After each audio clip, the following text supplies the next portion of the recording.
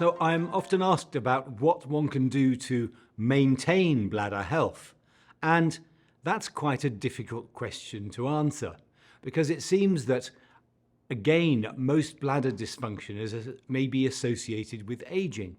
So many of those typical things that one needs to do in terms of healthy aging become relevant. In terms of maintaining bladder health, we know that the usual precepts of healthy aging are important. We know, for example, that a Western so-called highly processed diet is associated with an increased likelihood of developing bladder dysfunction over perhaps 2 years. Now, although there are no studies which examine a healthy diet and its impact on the bladder, it's likely that this unhealthy diet effects can be reversed.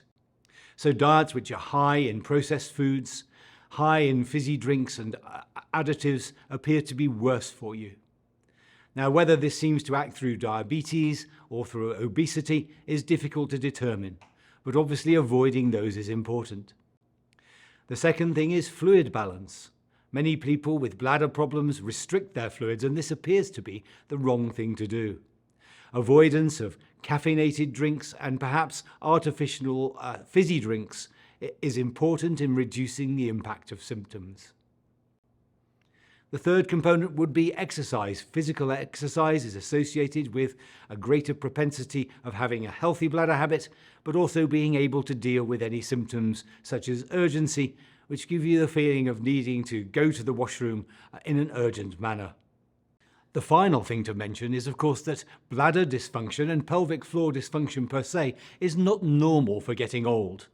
The fifth tip for maintaining bladder health is to recognize when things aren't right, not to accept them as being normal for getting older, and to seek adequate support and healthcare as required.